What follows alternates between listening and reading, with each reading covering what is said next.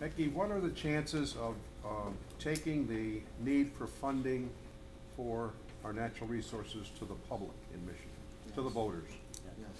People hear the question? The question was, what's the chances of taking a funding proposal to the voters in the state of Michigan?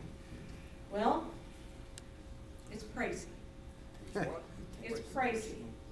Right now, ballot initiatives, they're estimating are over $2 million to get a ballot initiative on.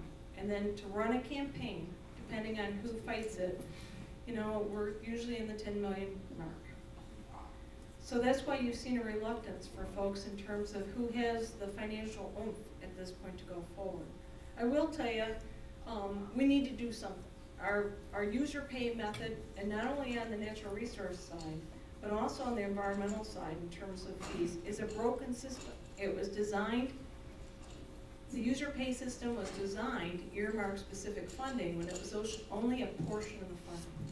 But when you take away the general fund support, what you're doing is you're trying to support all of natural resources work and environmental protection on the backs of a few.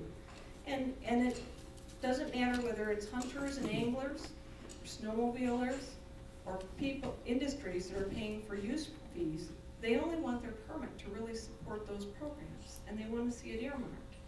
And so one of the things that we're going to be very careful of in this new agency is to be open and transparent in terms of how we spend those funds as they're for their intended purpose, because we need to maintain that level of credibility with all of our users.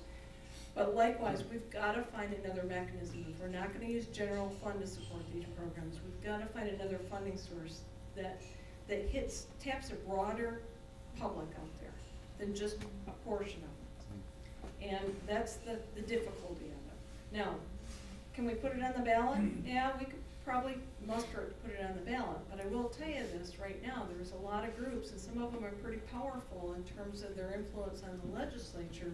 They're running, you know, no new taxes, no tax increase. And I think as we look at this economy, we need to plan what efforts we do to take to the ballot in a timely manner, and I'm not so sure 2010 is the year to do it, just because of our economy. And that doesn't mean I don't want it. I absolutely do want it. And I think we're way past the time when we should have done it. The problem is, when are you going to be most successful? I will tell you this, I have met with the governor on this at least 3 times in the last 2 years, specifically trying to float various proposals in terms of taking what I would say alternative measures forward as opportunities. And so far, it's been a tricky mix because you don't want to take those forward at a time when you're looking to fill the school aid fund gap or road tax, but also trying to find the solution. And I am hearing more and more talk out of the legislature, though, that they do recognize the need, that we need more diverse funding in the agency.